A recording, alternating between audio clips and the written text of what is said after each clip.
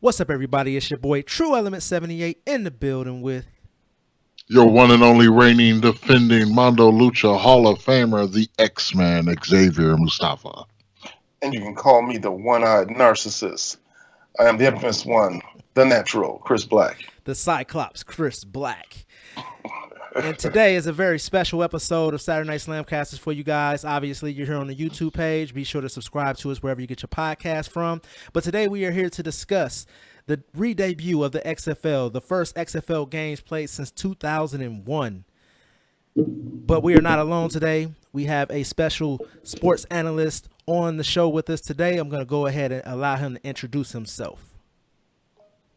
Yeah, thanks, guys. It's Scott Wisniewski, formerly of ESPN Radio, host of the Kielbasa Kings podcast, ring announcer for Legacy Pro Wrestling. I'm honored to be here, guys. I'm excited to talk with you guys about the XFL. All right, and today, if I didn't say it before, today is Saturday, February 8th, so this is following the first two games of the XFL season that kicked off today. Today at 1 p.m. over on ABC, we had the Seattle Dragons versus the DC Defenders. And at 4 p.m. over on Fox, we had the LA Wildcats taking on the Houston Roughnecks. Those were the first two games of the season. I DVR'd the first game, the Seattle Dragons versus the DC Defenders, and I was able to watch the majority of that. My DVR did cut off, and I missed the last, 3 minutes of the game. But I do know who won because someone fumbled with about 4 minutes left on the clock for Seattle. So the DC Defenders took that game. And then I caught the end of the LA Wildcats versus the Houston Roughnecks game. And the Houston Roughnecks pretty much ran roughshod over the LA Wildcats in that game. The LA Wildcats in that game. But I'm going to pass the mic over to my co-host to provide their thoughts on what they saw from the XFL today. We'll kick things off with the natural Chris Black. Well, I was able to watch the DC Seattle game today. My takes was it was a pretty good game. Granted that I had no investment in either one of the teams, but I will say that it came across as a very good professional football game. It definitely moved at a faster pace. It kind of seemed like it moved a little bit faster. I know some of the rules. I can't get into all the details of all of them, but there are some of the rules that basically kind of made the pace of the game move a little bit faster, which I appreciate. It didn't seem to drag on at all. But, good, exciting game. Kind of reminds me of watching college football. Seems like the guys kind of want it more. They have, a little bit more passion. I don't know. Maybe that's not fair to say against the guys in the NFL to say that they don't have the same amount of passion. But, I don't know. It's just a different feel. It definitely is a different feel. I worry that there is such a market for football during this time of season, but based on the crowds, the stadium seemed pretty packed. So, all right. We'll see. Xavier Mustafa. All right, so my point of view is going to come from someone that's not a big, huge football fan. I've just really started watching the NFL a lot the past 2 years, so I'm still learning a lot of the rules and all that stuff. But to me, the production looked great. Some things seemed very amateurish. But then again, it's not the NFL, so. I think I heard Vince McMahon's name dropped. I could have swore I heard the Undertaker's music at one point, and I was like, does he come out? Does he kick a field goal? I don't know. But yeah, I thought it was pretty cool. I ended up watching the DC Defenders and the Seattle Scorpion, King, Dragon, Flies. I'm not used to the team names yet, sorry. And we'll round things off with Scott with your general thoughts on what you saw today. Well, I saw the whole first game, and I saw the first half of the second game. I liked what I saw, but I want to just kind of throw some cold water on some of the things that I heard on Facebook, because there are a lot of non-football fans chiming in saying, yeah, this is better than than watching two NFL teams that have losing records. I'm like, actually, it's not. The overall style of play, the overall talent pool is obviously thinner in the XFL. That being said, they played with passion. They played with heart. They played like they had something to prove, because most of these guys either hadn't had a chance to be in the NFL yet, or were in the NFL and might be looking for a chance to get back. I'll tell you what really struck me, though, what stands out as being the biggest deficiency between the XFL and the NFL is the offensive line play. I feel like offensive line, when you're playing on the offensive line, a lot of that's about cohesiveness and playing together, and these guys haven't had a ton of practice time together, and you could tell that that's the one side of the ball where things were lacking, was the offensive line trying to block and make some things happen. But it was fun. You know, what it's different this time around is it felt like football, whereas in 2001, 2002, it felt like a gimmick. It felt like football. There's some cool different rules in this game that are different than the NFL and different than college. At least when I watched it this time around, I felt like I was watching football. You had some premium announcers. You didn't have Jesse the Body Ventura in the booth.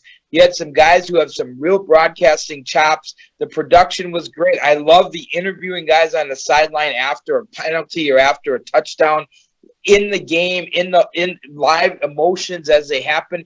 It was cool. I just want to caution some of the people who don't watch the NFL when they were saying, "Oh, this is better talent than the NFL." Yeah, it's not. So just remember that. If you go in with that expectation, you're going to enjoy the product, I think. And hopefully for the people who have invested $250 million plus, hopefully this time around they get it right and it works out. Right. I'm going to run down the people who are calling the games this season. So over on ESPN, we had Steve Levy handling play-by-play duties alongside ABC's Greg McElroy and Tom Luganbill. And over on Fox, we're going to have Kurt Menefee and Joel Klatt and Brock Heward calling the action. And also they're going to bring in Kevin Burkhardt as well as Greg Olson to call a handful of games over there on Fox. My takeaways from today was that I agree with Scott that this felt like football. It was less about the spectacle and much more about the action on the field. One of the things that I really liked about the XFL is that someone who's not a football fan, I think, could get into the XFL because I like that they take you into the huddle. They take you into the headset. You get to hear the play calls. They're explaining what an Ohio play is. They're explaining what these different formations mean or different things that coaches say. And these are things that carry over to college. They carry over to the NFL. So you can actually learn how the game of football is actually played. I really like that aspect of it. The interviewing players right after big plays or right after screw-ups on the field or penalties, I like that. I know that one guy for Seattle, he dropped the F-bomb earlier. That was kind of funny to me. After he got a penalty, they got a penalty for them getting a little rowdy with one another out there on the field, and he was like, "Yeah, I don't know what's really going on. Like, I'm trying to do my fucking job," and they bleeped it after he said "fucking," so that was kind of funny to me. Yeah. You gotta be quicker. They're gonna have to be quicker on the senses. But see, that's one of the things that's different. See, in the NFL, you don't have immediate access to players, so they talk after the game, and they have 10 minutes after the game to compose themselves and give you a sanitizer. Right here, it's in the moment. You're gonna get that because guys are emotional. The guy just got called for a penalty. He thought it was a garbage penalty. He wasn't going to be able to check his emotions, right? So I think the people in the truck were like, like we better be quicker on this dump button. I think they'll see going forward. The games will probably be played and aired in like a 5-second delay so that they can catch that because they weren't ready for that. They weren't ready. Yeah, I don't even think they have to really even do that. They probably will put a delay on it, but I think that they could get away with pre-recording that little 15-second thing and then airing it maybe after the next play happens because that is going to be one of the major things is that you're going to catch a lot of emotion from players, which I do like. The one thing I didn't really like, I don't really like the going into the locker room to hear the coaches during halftime. I didn't really like that aspect of the games today. One thing that I do want to get on and really get into a deep discussion about is what do we think about the rule changes? It's I'll say this about the broadcast. One thing that I thought that they could have done a better job of, and I don't know, I'll ask you guys as well, is when the game began, they didn't really explain some of the new rules that they had off the top, which one of the major ones was the kickoff and how the players are lined up. The kicking team is lined up at the 30-yard line, and the kicker is in the backfield by himself, and the receiving team is placed at their own 35. No, they're placed at their own 30-yard line, and the kicking team is placed at the receiving team's 35-yard line, and no one is allowed to move until the receiver has received the ball. I didn't like that they didn't explain things before the game even started. I felt like they should have put up a graphic maybe, but we did get to see pretty much the majority of all of the rule changes in the games today. Everything from the way penalties are called, the way reviews are called, the way all these different components work. But what did you guys think about the introduction of the new rules to fans? Well, I will say in the XFL defense, I think they put that up on their website, sir. Did you not look at it? I posted it on the Facebook page, good sir. Okay, just referencing something you said earlier. Okay, carry on. Did they give any justification? I'm sorry, I didn't look at that site. Did they give any justification as to why they were changing certain rules? Because, like, if it's not broke, don't fix it. They called it out on the broadcast that a lot of the rules were done to speed up the game and for player safety. The kickoff is one of the most dangerous aspects of professional football because you got players running from the 30-yard line from the opposite end of the field at full speed to hit somebody. Oh. And you just get started. I think you're going to see, like, this might be one of those rules, the kickoff rule that the NFL might adopt. Because there's been a lot of talk in the NFL of trying to do away with the kickoff because, like you mentioned, it is a dangerous play, and you get more concussions on kick returns than you have on any other play at any other time during the game.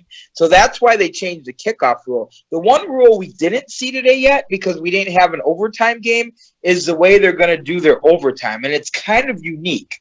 If anybody has followed soccer or hockey in the past, they do what they call a shootout, right? Mm-hmm. Their overtime rule in the XFL is much like the shootout rule. You alternate plays from the 5-yard line, and if you get one play to score, and if you score, the other team goes, and it's almost the best of 5, and whoever scores the most out of their 5 plays basically wins the overtime and wins the game. So that's unique. That's different. Wow. I like the extra points that you're not kicking them. You have a chance to go for 1, 2, or 3. I thought that was cool. I'm not a big fan. I don't know. I didn't see it more than once in today's games of the double pass that you're able to do. It's kind of a weird rule. That one seems a little more gimmicky, but the other rules are kind of fresh. I mean, I like that they're trying to do some different things because let's face it. You mentioned, Chris, like, if it's not broke, don't fix it. But in the NFL, people have been griping and moaning about the overtime for the last 10 years. So here's a league that's trying to do something different, right? Same with the kickoffs. Same with the extra points, since the NFL started doing their thing a few years ago where if you want to kick it, you got to kick it basically a 35-yard extra point.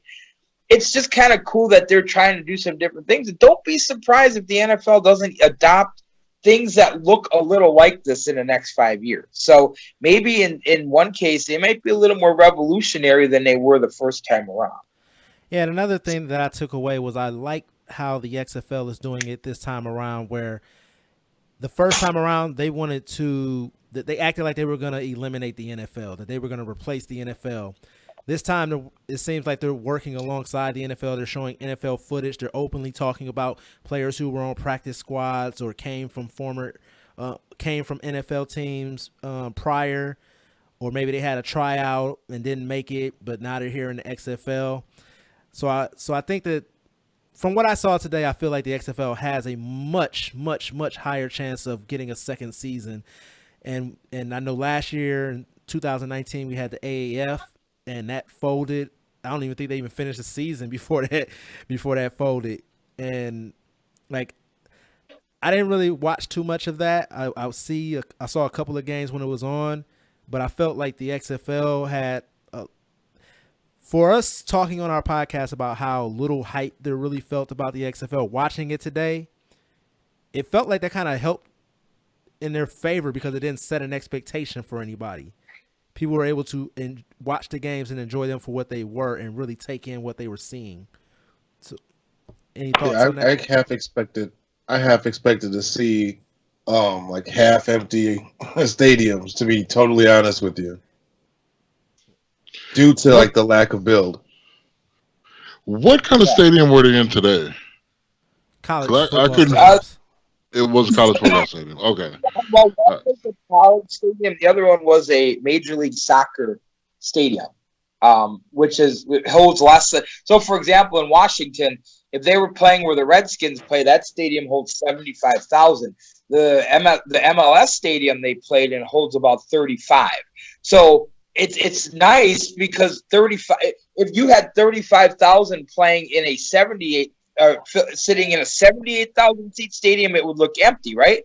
But in the stadium today, it's full because much like when we'll use a WWE reference, when they tarp off the upper deck at a building, it doesn't look as empty, right?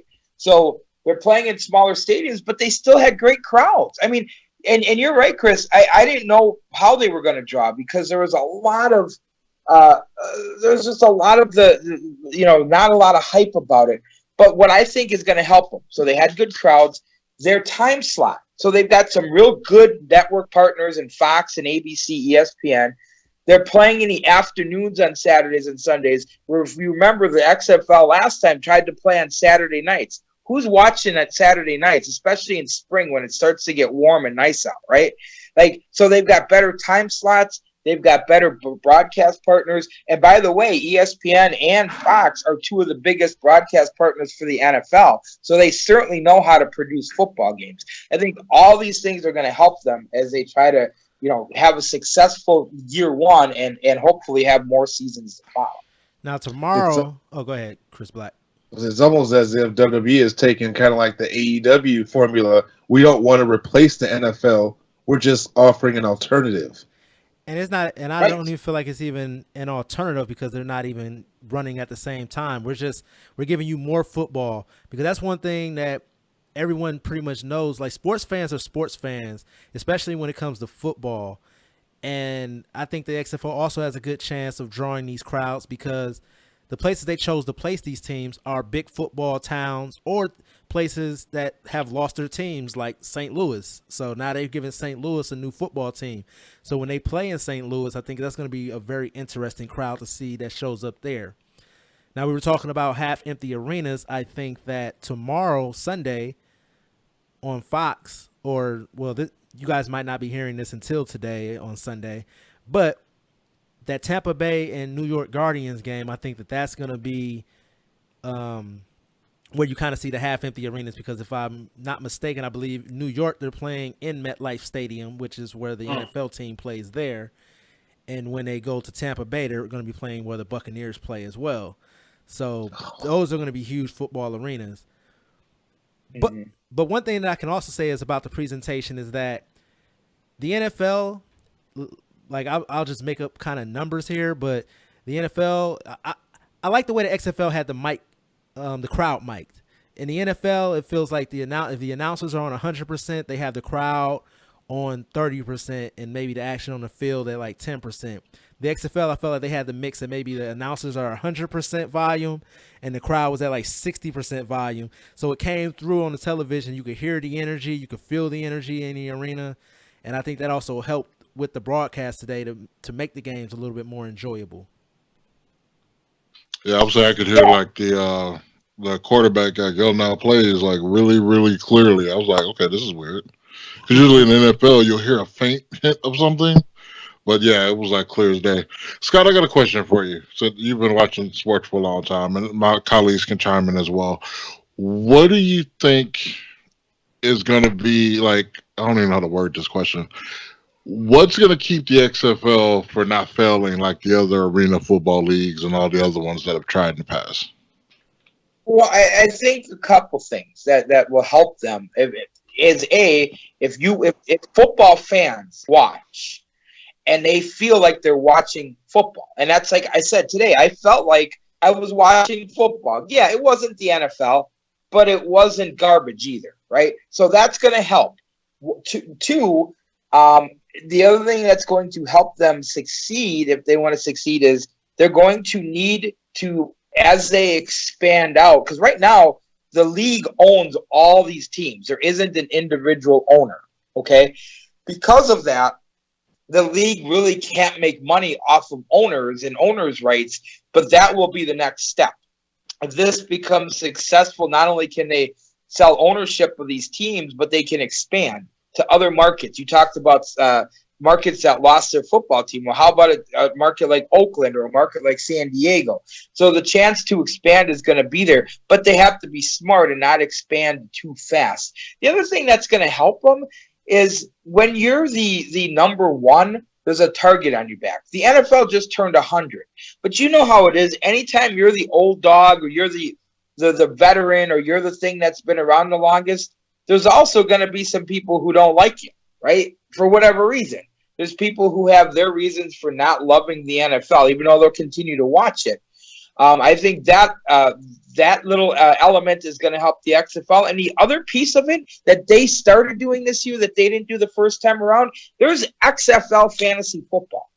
If you don't understand how important fantasy football is to the success of the NFL, then you're not paying attention. The fact that they're getting in and the gambling, they're showing point spreads. They're talking about the over-under. If you watch the game, the point spread was there, right there where the score is. And the fact that there's fantasy football leagues, that's going to bring in casual fans and a little bit of those degenerate gamblers who love to spend money, and that to help keep it successful. And whether we like to admit it or not, gambling and fantasy sports is the lifeblood of the NFL, and it could be the lifeblood of the XFL. Yeah, I was actually going to bring that up because they actually mentioned that a lot, especially at the end of that Seattle and DC game when it looked like Seattle might be able to score and come back. They're like, oh, I know people are at the window right now trying to collect their money. So, yeah, I think that's going to be I think that right there is going to be a major part of the success of this league is the gambling aspect of it. Go ahead, Chris Black. So I got a question for Scott. So speaking of fantasy sports, so who today's games are you going to think are the standouts? Well, I'll tell you the one that really stood out to me. So P.J. Walker, the Houston quarterback, wasn't even the guy who was supposed to be the starter. Connor Cook, who has some NFL experience, was touted to be the starting quarterback for Houston. P.J. Walker not only beats him out and becomes the starter, those 3 touchdowns today looked really good. He's probably right now, because we've only seen half the teams play so far. We'll see the other half tomorrow. He's the guy right now that looks like the star of this league, at least in week 1. And I think he's the guy that people are going to start keeping an eye out for. You said P.J. Walker? Yes. Okay. Yes. And Houston? And I heard some of the announcers were calling that they feel like DC is actually going to win the entire thing. So that's going to be interesting. DC had a good showing. Well, not DC. Did I say DC? I meant Dallas. Yeah. They said Dallas. Oh, I said no. DC had a good showing against the Dragons today. Yeah, one of the announcers said that he feels like Dallas is probably going to take it all, but they don't play till tomorrow. So, you know what? Because the season is only 10 weeks and there's only 8 teams, it's really not that much to keep up with. I might actually follow all 10 weeks of the season. Yeah, I think today a standout for me was Cardale Jones. Like, he ran his offense very well. There was one thing, I know Scott mentioned it earlier. I felt kind of like the offensive lines were pretty on point today. I felt like the defense was kind of lacking a lot because I felt like there wasn't a lot of quarterback sacks. The run game was kind of hard for all teams to establish from what I saw, but I felt like they were protecting their passer pretty well all day. In the first game, there weren't a lot of sacks, but there was a lot of pressure. They were lucky that they had some athletic quarterbacks who were running a lot of run-pass options and getting out of the pocket. Because if they were your traditional drop-back passers, I think you would have saw at least 6 sacks for both teams in that first game. Yeah, I did. Yeah, I did notice that they started calling shotgun a lot more in that second half. But though, like I said at the top of the show, offensive line is it really is about trusting the guy next to you, right? And Right. when you've only had a few practice and you only had one kind of an exhibition game, you're ironing out a lot of the kinks in the first couple of weeks. Whereas in the NFL, for example, you have 4 weeks of preseason games to iron that stuff out. The XFL didn't have that luxury. So I'm willing to give them a week or two to figure a lot of that stuff out because they just haven't had the time to figure it out yet. So this is another question for Scott because everybody else has asked the question to Scott. What do you think about the headphones and communication between the offensive coordinator, the coach, and the quarterback, and the offensive team, and the defense not having necessarily that complete advantage on their end? Do you think? I mean, to be fair, football over the last 15 years, whether it's college or the NFL, has been more about giving the offense the advantage anyway, right? So I think the XFL is just following suit. One thing that I did find interesting, though, is as the season goes on, and I like that it's a 10-week season because you don't get bored with it, and it ends just in the middle of April, so people don't feel like their baseball season's being eaten up by the XFL, right? But one of the things that I'm concerned about is as every game is on national TV and you see coaches calling plays, doesn't it make it easier for other teams now to scout? So let's say you have a coach in the booth who's watching a live feed of the game and they hear the coach or the offensive coordinator call out a play. Can't he now radio down to his defensive coordinator and say, hey, they're running this Ohio 58 play? You know what I mean? Like, I'm curious to how much exposure they really want to give because that could come back and bite them, I think, later on in the year. We'll see. I mean, maybe it's not as big of a deal as I think, but I think the transparency is great for a fan. I don't know that it's great for the offense because eventually people are going to know all their stuff. Like, they're going to know all the tricks they have in their bag. Right. So we'll see how. I was definitely thinking that while watching it, but for some reason I feel like they would have like a lockdown communication system. It seems like everything runs through the trucks that they have that they're not switching channels because it seemed like every single thing that coaches were saying was being recorded and mic'd. So I'm pretty sure that Vinnie Mac has them all mic'd up. I mean, I'm sure my thoughts about that was like, you know, like Scott was saying, like they can learn these people's gimmicks, you know, and then so they're gonna have to, you know, switch it up every game. Otherwise, everybody's gonna know what they're doing. Got to have some players with some high IQs that's gonna be learning new playbooks every week. Yeah, one of the other things that was funny, kind of comical, Jim Zorn, the coach of Seattle, they kept showing him, like, looking at his play chart with his glasses. Somebody get that guy some LASIK, man. Like, that dude looked like, I mean, Vinnie Mac, I mean, you know, I know you don't pay these guys $1 million, but get his eyes fixed for crying out loud. Like, that guy was going to beat that thing in front of his face. So what are we thinking is going to be the viewership numbers for the game today and for the weekend? Do we think that XFL hit 2 million? Oh, I think so. I think a lot of people, just like that terrible Tyler Perry movie that 26 million people watch, half of those people, just like in the Tyler Perry movie, are going to tune in just to see how bad it is. And then they're going to be like, whoa, this is actually pretty good. you know, I'm gonna have to disagree. I don't think they're gonna hit 2 million just because there wasn't too much fanfare about the start. So I don't know. People might have accidentally stumbled upon it. I'm not thinking the numbers are going to be that high. I think they will get higher. Yeah, I'm interested to see if it goes up or it goes down, Chris. I'll tell you what. Everybody on Facebook, the wrestling community that we love and adore so much, they became football experts today. Holy cow. Like, they knew everything. But they certainly found the product. Like, they were out there watching it in full force. But we know, like, pro wrestling fans, right? I mean, especially WWE fans and AEW fans, they're also very fickle.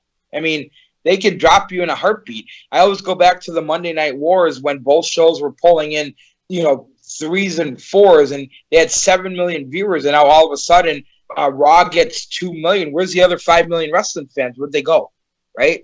So I'm curious, but if I don't know what they're going to do. I really don't even have a baseline. But what I want to see is the trend. I want to see where they are in week 2, week 4, and week 8 for viewership, and see if it stays steady, if it plateaus, or if it climbs. And that will determine the success. Because the last time out, the XFL drew decent ratings in week 1, and by the end of the season, they were barely beating Golden Girls reruns. So let's see how those ratings play, because that's going to be the lifeblood. That's going to determine whether or not Fox and ESPN want to stick their neck out and give this a second run. And if they're able to sustain ratings throughout the year, I think they'll be successful. Hey, y'all gonna have to give B. Arthur some credit, man. She was a top talent. And he could have played tight end for any one of those teams. Jim Cornette will hop on that and he'd be like, "She drew money, damn it." He hate me wasn't drawing no damn money. XFL was an outlaw mud show the first time around. But yeah, so what do you think is going to be? What do you think is going to be different about this run than the first run? I think. Oh, did you ask Scott or did you just ask anybody? In general, anybody? I would say from what I saw today, going back to what we said at the top of the show, was that this didn't feel like it was about the spectacle. We didn't have any pyro going off. We didn't have anything with cheerleaders. It was all about the play on the field. Everything from listening to them calling the plays to going into the locker room to getting the interviews with players after penalties, after big plays, whatever the case may be. I think that those are going to be the things that bring people back into the product, draw people into the product, because again, like Scott just said, wrestling fans today became experts on football online. And from everything that I saw going on online, everyone was pretty much positive on the XFL. The only people that weren't positive on the XFL were people who were like, "I'm not watching it." But the people who actually tuned in to watch it enjoyed it. And if every wrestling fan tuned in to watch it today, they'll hit 2 million easily, because we already see between AEW, Monday Night Raw, NXT, and SmackDown that WWE consistently draws that 1.5 to 2.5 million viewers. And then you have those people who are just football fans and NFL fans. So I think they'll easily hit 2 million for this weekend on average. I say on average they're going to hit that 2 million. Plus, the games were exciting. The first time around, those teams only had like 3 weeks or 4 weeks of practice before they were even placed on the field. Today, the first game was close. The second game was kind of a runaway game, but I think that focusing on the action on the field is going to be the major key to their success, and I think they knocked it out of the park today. Yeah, I'm sorry, let me piggyback off that, because you make a good point. Focusing on what was on the field, because wrestling fans know Vince McMahon's the owner. Non-wrestling fans, though, last time about football fans, like, I don't want to watch that. It's wrestling and trying to mix football. I like that he's playing low key, right? Because you don't need the football fans to correlate XFL with pro wrestling. The pro wrestling fans already know. So they're going to go look for it because they know wrestling and blah, blah, blah. But the football fans, you shouldn't try to connect the two, because you know people who don't like pro wrestling absolutely despise pro wrestling, right? So don't blur the line. Keep it separate. And they did. And here's another thing that's interesting, and you don't hear these two words spoken in the same sentence, but I think the failure of the last go-around humbled Vince McMahon. That's right. Vince McMahon and humble in the same sentence. He knows that this has to work, because let's be honest, with all the financial turmoil and the investors getting a little squirrely because they're worried about the XFL, this could do severe damage to his overall company if it doesn't work. So you know what he's done? He's actually turned the reins over to football people to handle this product. And he basically is giving the input like he would on a Monday Night Raw, where he's in people's ear. He wants this to work, and let's be honest, guys, he needs this to work, or he's going to take a bath, metaphorically, financially, that could cripple the rest of all his business. Well, let me just hop in there real quick. I don't know if Xavier Mustafa or Chris Back has something to say, but just let me hop in there. I did have something to say. Hold up. Just let me hold that thought for a quick second. Just hold it for a quick second. Because Scott said something I was thinking about while I was watching the second game, and that was that Vince McMahon was humbled. I was thinking that exact thing when watching the games today. And also, I was just thinking about all the business ventures that Vince McMahon has done outside of wrestling that have failed. He never attempted those things again. But the XFL is that one thing that he just did not let go and that he decided deserved to be resurrected. So, yes, I do believe that he was humbled, and you can tell that he was humbled by him working alongside the NFL and actually putting football people in place. Now, Xavier Mustafa, I don't want you to lose your thoughts, so go ahead. No, you said my thought, but thank you. So we can go on now. So, any final thoughts you guys have? Anything that you're excited to see from the XFL besides the ratings going up and maybe them sticking around for a second season? I'm gonna have to change my opinion I had on the podcast and said that it's probably gonna fail after the second season. You know, if they keep the focus on football and not on gimmicks, I think they could actually sustain this time. Yeah, I agree with you. And I'll tell you what I'm excited about. And I know this sounds hokey and corny and, but I'm happy. I want this to succeed because there's talented football players. Think about every other sport, guys. Basketball, you can go play overseas if you don't make it in the NBA and you make a really good living. Hockey, you can go play overseas. Baseball, they're starting to find independent leagues and other places you can go. Football has nothing. If you don't make the NFL, you can't make a living doing this. So I like the fact that there's other outlets for talented football players to make a living that isn't just NFL or bust. And they all want to get to the NFL, and that's cool. But for those on the fringes, I'm glad that there's a place for them to make a living and potentially continue a career. And it's the one out of the four major sports that didn't have an alternative, and now there's an alternative for those athletes. Is that Mustafa? I don't have anything to add. It was a good showing. I'm looking forward to the rest of the season. It's a good time to be a football fan, I guess I could say. Okay. I just want to throw this out there before we do close up, because one thing that I was wondering while watching the games is that, like you said earlier, or I believe it was Chris Black who said, they felt like the players were playing with something to prove, and I don't know if that was because of people doubting the success of the XFL, or some of these people were like, hey, this is my second shot to get in the NFL and show what they were missing out on to try to get out of the XFL and back into the NFL. So I'm kind of curious to what the contracts are for XFL players. Like right now, all that I really know from what I looked up is that the average player is looking to average about $55,000 a year. So I guess for 10 games and however much practice, so let's say 3 months worth of work, $55,000, you guys think that that's pretty fair?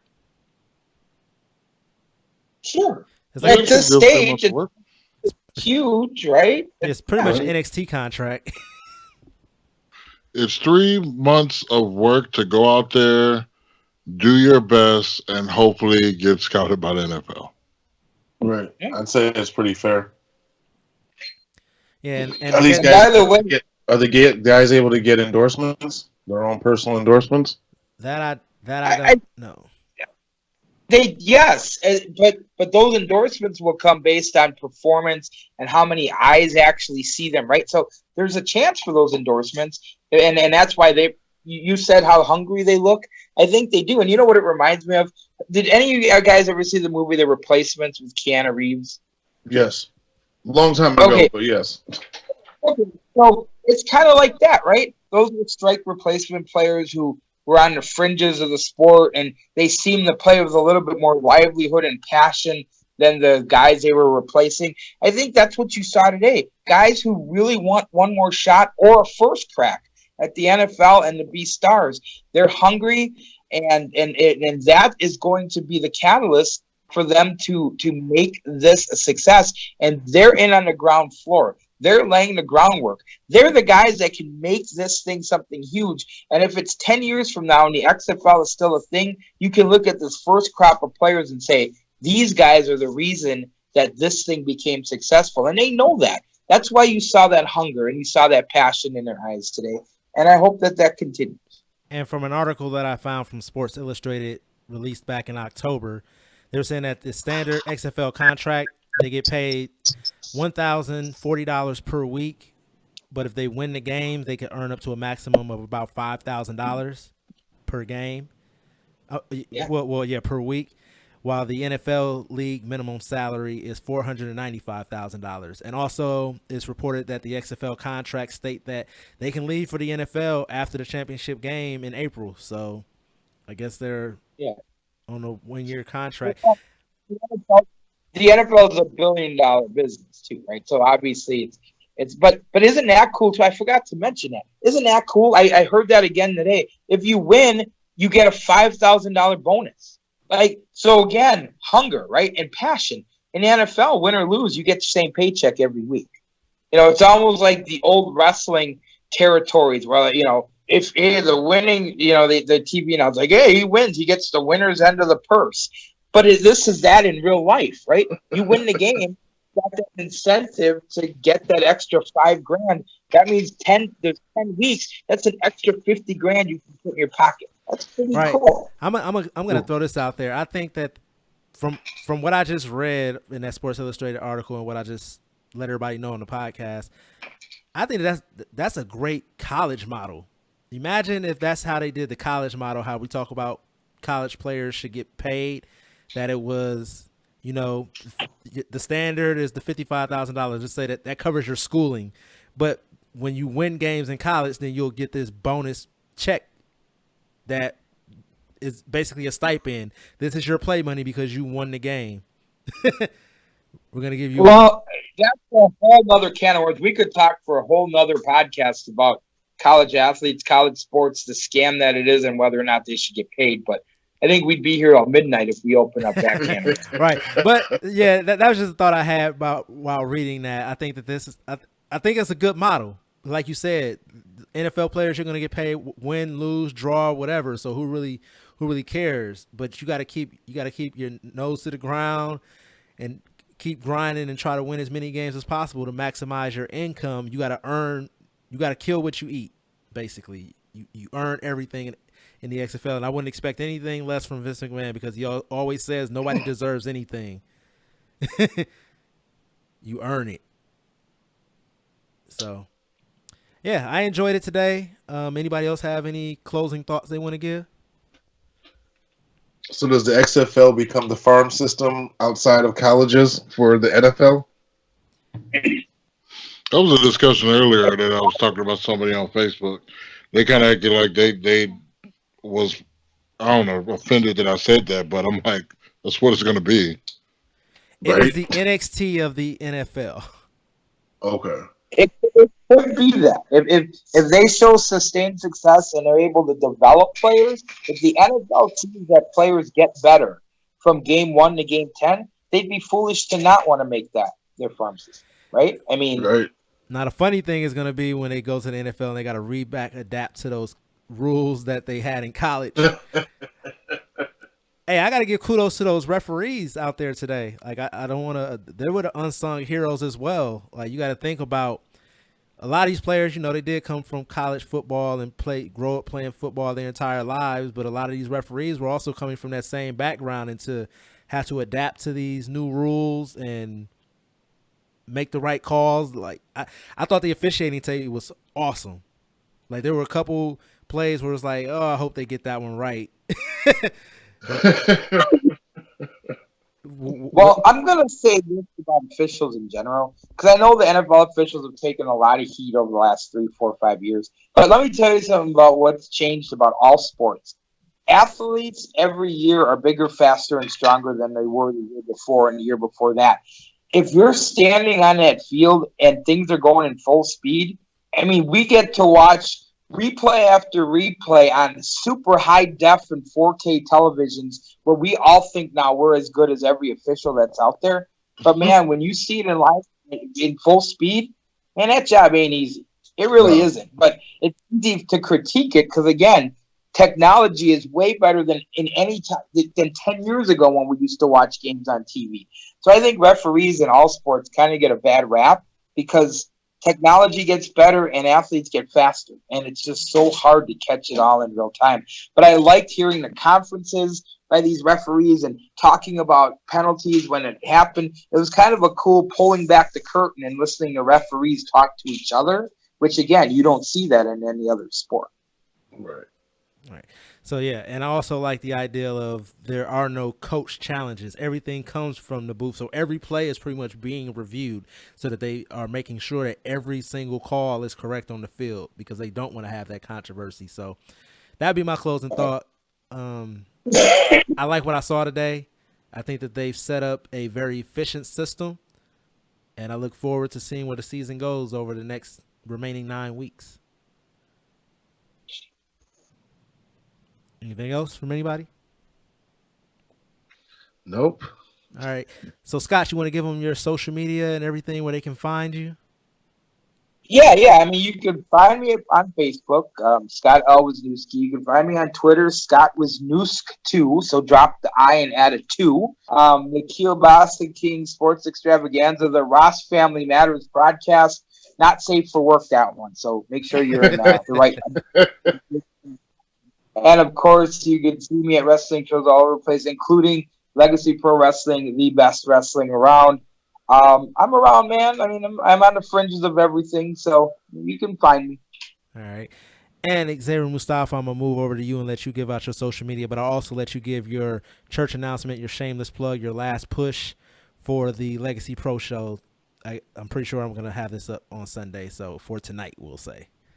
Well, if you guys get this before the show, we'll be having a event this Sunday, February 9th at the Root River Center. Legacy Pro Wrestling returns for Legacy Pro 407.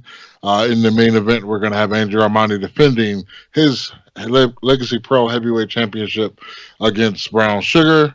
We were going to have Devin August defend his Next Gen Championship against the Natural Chris Black. However, the Natural Chris Black is on injury reserve right now. So Devin August will be addressed. Yes, he's injured his vagina. It's soaking out. Hopefully it'll be good by the next show. But he will be addressing that situation at the show. And then we also have the Tag Team Championships on the line as the Caribbean Connection defends against the Ross family. So if you have not got your tickets already, you can get those at LegacyProWI.com or on Facebook.com/LegacyProWI. Or you can get them right at the door. And Chris Black? Well, you can catch me at The Natural Chris Black on Facebook and on Instagram, or _natural_CB on Twitter. All right, and you can catch me over on Twitter at Slamcaster TE78, and you can find us wherever you get your podcast from. If you're listening to us on YouTube, where you found this video, be sure to give us a thumbs up, leave us a comment, and be sure to hit that subscribe and ring that bell so you're always notified when we upload new content. Thank you guys for listening to us, and enjoy the rest of the XFL season. And if any other major developments occur, we'll come back to you guys with more content about the XFL. Holla at your boys. We up out of here. Peace. Come get slammed.